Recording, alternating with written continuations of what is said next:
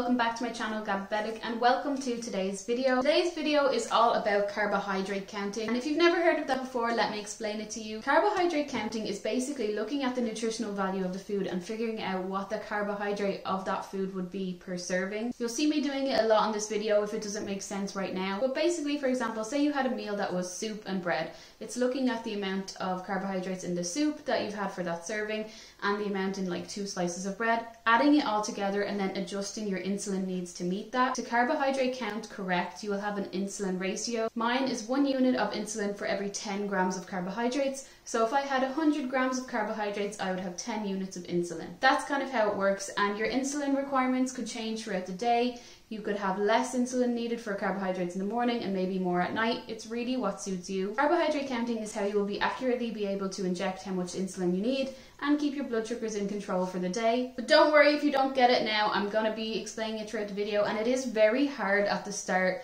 to kind of get used to this idea of carbohydrate counting. There are specific courses out there. In Ireland it's called the Daphne course, which is dose adjustment for normal eating, and I'm sure there's plenty more in other countries. I hope you enjoyed the video. If you do, please give it a big thumbs up, comment down below and subscribe if you're new to the channel. And we're going to start on carbohydrate count with breakfast. Okay, so it is breakfast time, and I always want to start off every meal with a nice stable blood sugar. So I'm 8.8 and straight across, so I think I'm pretty good to start, and that'll give a fair representation of how the carb counting does affect my bloods. For breakfast, I always have this gluten-free Nutribix, and I think I know the carbs is 20, but I'll check. So it says carbohydrate per serving, which is 2 Nutribix, is 21 grams. Carbohydrate 21 grams for 2 Nutribix. So that's pretty easy. We can just put 2 into our bowl. So that's the Nutribix, but obviously you do not eat Weetabix or Nutribix dry. So next we're going to put in the milk. Sometimes the cereals do say based on milk and the cereal itself, but this one just says based on 2 Nutribix, so it's not counting the milk. So far we're at 21 grams of carbs, and I've actually never read the carbs in milk, I don't think. So this is saying per 100 ml carbs is 4.8. So we'll see what 100 ml looks like, but I think I'm going to go for 200 ml because it's going to absorb the milk. Okay, so 4.8 by 2 is 9.6. So let's put 200 ml into our bowl, and that'll be 9.6 grams of carbs plus our 21 grams of carbs. 21 grams of carbs plus 9.6 will be 30.6 grams of carbs. So let's make the bowl. 201, that will do. So when you're using a pen, you can't put in like 30.6, but you can put in the closest thing, and I have a half pen as well, so if it was, I could round up to like a 0.5 or something, but it's 30.6, which is going to be 3 units. I am a bit nervous to take that because I don't really carb count the cereal. Like, I kind of knew the Weetabix was like 20 grams of carbs, and to be honest, I would have just taken like 2.5 units. So going up this extra unit more, I feel like it's too much, but I'm going to do it for the video to test it out. I'm going to take 3 units of insulin, and in the interest of being fair, it is exactly 9:50, and I'm going to do a 10-minute pre-bolus for each meal. So we're going to inject this now, and then we're going to eat at 10. Lana's there with her toy saying hello. It is exactly 10 o'clock now, so we're going to eat the cereal, which, as I thought, has turned to mush, but that's okay. I don't mind it like that. So I'm going to have this, and then we'll keep an eye on the blood sugars. I am afraid I'll go low, honestly, because I never really carb counted that. I just kind of assumed 20, I would take 2 units. I didn't really count the milk. I don't think I've ever really gone high after. So it will be interesting to see. So I will, between now and lunchtime, go for a walk, and I'll see if I have any low blood sugars before the walk or during the walk or after. Obviously this video is me carb counting exactly what it says on the nutritional labels, but that might not mean it suits me. Like, it might mean it's too much for me at that time of day, 3 units, and I need to go a unit back, even though that's not exactly carb counting. Or it could be that I carb count exactly right and have perfect blood sugars all day. We'll have to see. So yeah, we'll judge it at the end of the day. I'll have my breakfast now and catch up with you either if I go low or before lunch. Okay, so pre-walk blood sugar is 9, so that's pretty good. I'm hoping it won't drop. It's very hot. It's like 20 degrees at the moment. I think it's only going to get hotter, so I really don't want to go low, but I seem to be okay at the moment, so fingers crossed. I'm just about to go for a walk, and now my blood sugar has dropped down to 5.7, so I haven't had anything. It did alarm to say I was going low, but when I checked it said 5.7, so we will see. But I'm going to go for a walk now, and then I'll go home and have lunch, and hopefully I will hold steady at around 5 for the walk. Okay, so I'm home now from walking, and I had a shower, so I look a bit different, but my blood sugar is 5.1, so the breakfast actually really worked, even with exercise. That's what I was afraid of. I was afraid of going low because I was exercising as well, and usually like I only take like 2.5 or 2 units with the cereal, so maybe I do need to take 3, but we should remember like my blood sugar was 8.8. and it's 5.1 now, so it did come down a little bit, which is fine. So anyway, time for lunch. So I have a few different things. Obviously these are in the oven, so these are gluten-free shredded crispy chicken, and the carbs in 100 grams of these is 21.33. So I'm going to have half a bag, which half of 380 grams is 190, and 190 grams of chicken is 40.5 grams of carbs, so that's our first measurement. I'm going to have some salad, which is just going to be like salad leaves and a tiny bit of tomato and onion, so I'm going to say like 0.5 of a carb for that, because it's very little, like there's just mainly leaves. So that'll be 41 grams of carbs. Then I have these gluten-free whole grain pita breads. I'm gonna have one of these. So per 55 gram pita is carbohydrate 21 grams. And finally have some of this golden rice. I'm gonna have half a packet, which is 125 grams. And it says here, half a packet, 125 grams. It's 35.5 grams of carbs. I'm gonna add all that up now. Put on top of the salad, have some of my own leaves. So this one here is parsley, and then here. So I'm gonna cut a few of these leaves and put it on top of the salad as well, just to garnish. But I just wanted to show you that we've been growing these, so being very self-sufficient here. So I added up my total carbs, and it comes to 97.5. That's with no drink as well. I'm gonna just have water in that case, because I would have Ribena, but I can't remember if it's 4 or 0.4. If it's 0.4 grams of carbs, I'll have a bit, but if it's 4, I won't. So 97.5 sounds like a lot. I didn't think there would be so much carbs in the chicken.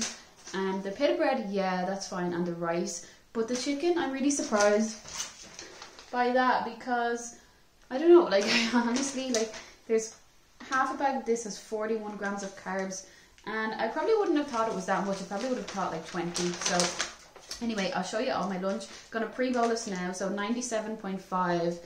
So I can either go up to 10 units or do 9.5. And I think I will do 9.5 because I know it will be a few hours then until dinner.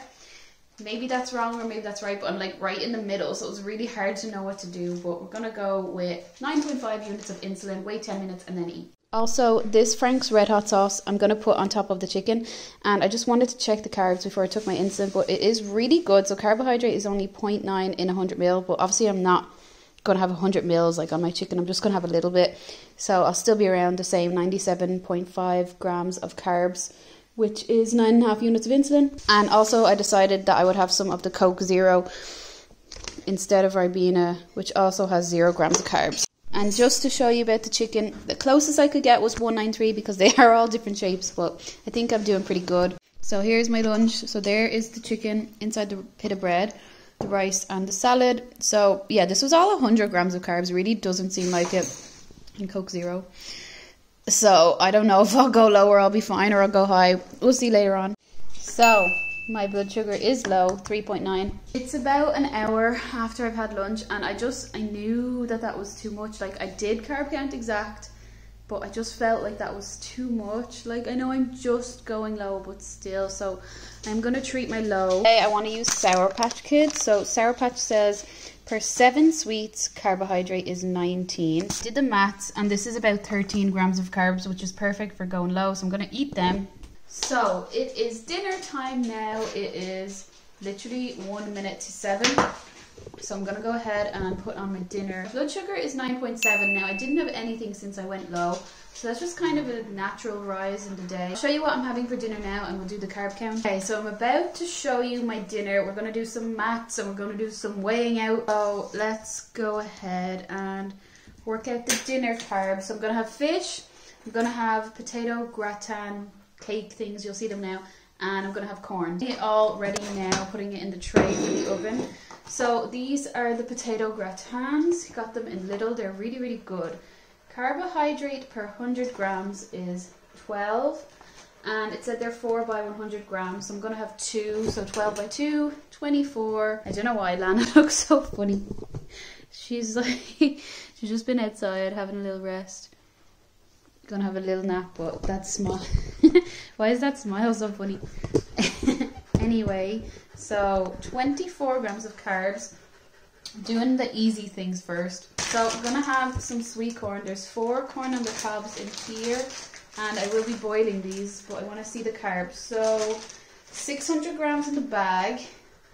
Carbohydrates per 100 grams is 12.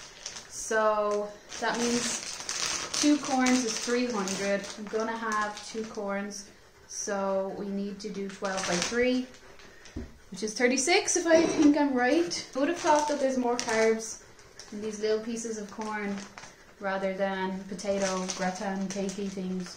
Very strange to me. So carbs is 12 in that, 600 in the whole thing. If I have half, it's 36. The thing that will probably be the hardest. So this is Irish hake fillets, gluten-free. They're really, really good, but as you can see, they are 2 complete different sizes. So I can't really go by the serving size. It does say on here per fillet, which is 125 grams, they're saying, in weight. Carbohydrate is 15. So I'm going to weigh the smaller piece. I'll have the smaller piece and we'll see the carbs. I've weighed out my piece of fish. This piece of fish was 111 grams of carbs. Not too far off. I wonder how much the other one is, because that looks way bigger. So this works out. So I did 15 divided by 125 and I got that. And then I multiplied by 111. There's 13 grams of carbs. It nearly fell off. Oh my god, it nearly fell off the plate. Right. So that is the total for the dinner. So we'll add that up now. So I've all of the dinner weighed. I've counted the carbs, and now I'm going to get the total. So from the potato I have 24 grams. From the corn of 36, which is surprising that that has the most carbs. Literally, I don't know why in my mind I'd have counted that as like barely any carbs, but that's like obviously very wrong. And the fish is 13. I'm also going to count for a glass of milk, 200 mils, which is going to be 9.6 grams of carbs. So, and then I want to get my dessert ready. So I have some strawberries here. It's really hard to find the carbs in the strawberries because the packet doesn't say what it is. So I've looked it up a lot, and it says 1 cup, which is about 144 grams, is 7.5 to 8 grams of carbs. And I'm obviously not going to eat a whole cup. I have 167 grams of strawberries here, so I'm going to say that's about the same. So I'd say I'll have about half of them, because in fairness, there's not that many here. I might give Lana one. Oh, there's about 3.5 to 4 grams of carbs in that. So altogether, I've come to the conclusion of 86.5 grams of carbs for dinner. So I can make the choice now to do 8.5 units or 9. I am that slight bit higher, so in my mind I want to round up to 9. So I think that's what I'm going to go. So the food is on, there's still like 15 minutes to go. So when I'm about 10 minutes out, I'll take my 9 units of insulin.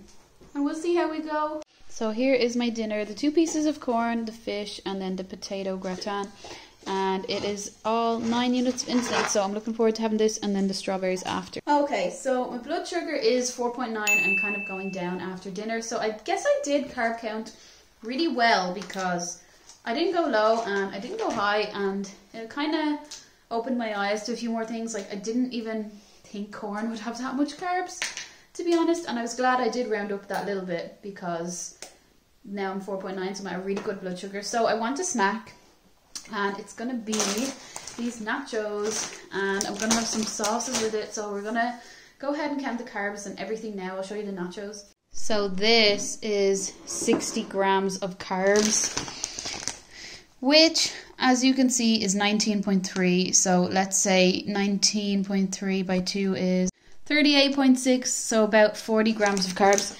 Honestly, you should have seen it when there was only 30 grams. It looked like nothing. Right, so here's with 50 mils of sour cream. That's 3 grams of carbs, but 50 mils of salsa is 6 grams of carbs. So that's an extra 9 grams of carbs. And to be honest, I would have never have counted the carbs in those sauces before. Altogether, you can clearly see that's like 49 grams of carbs, which is 5 units of insulin. So I'm going to take that, wait a few minutes, then eat. To be honest, doing this video, has really opened my eyes to the fact that some things that I would have never have counted carbs for, like the sour cream or the salsa, do have more carbs than I thought, and also how important it is to weigh it out. And just things that I always thought, like corn has carbs. I don't know why, like I kind of knew it had a few, but never as much as it really is. So yeah, this video has opened my eyes. We'll do one check of the blood sugar before bed. I'll end the video there, so I will pop back and quickly show you my blood sugar before bed after the nachos.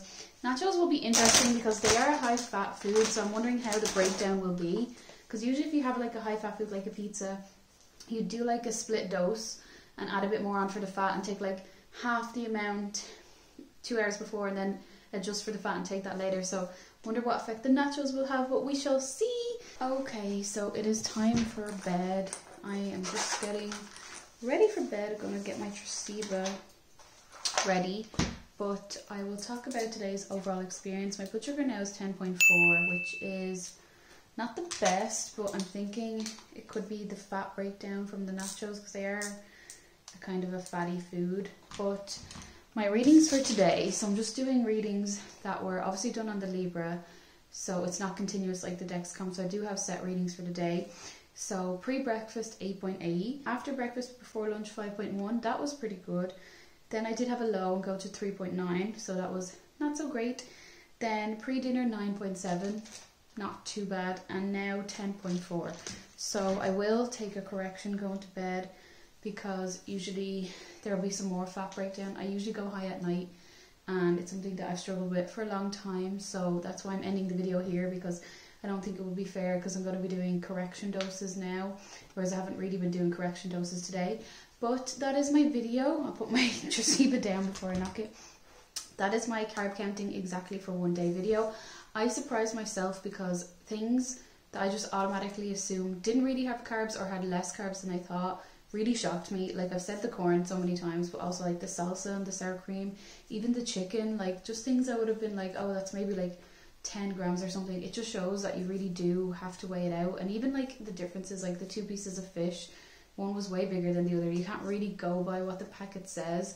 So yeah, I hope this video was useful. If you have any questions about carb counting, please comment down below. Let me know if you'd like to see more of this type of video. I do try to carb count, but maybe I'm going to try be a bit better now. I think that would be a good goal for the summer. Thanks so much for watching. If you did enjoy the video, please give it a big thumbs up, comment down below and subscribe if you're new to the channel. I'm so close to 800. I really want to hit that soon. Thank you so much for everyone who watches my videos, and I'll see you all in the next video.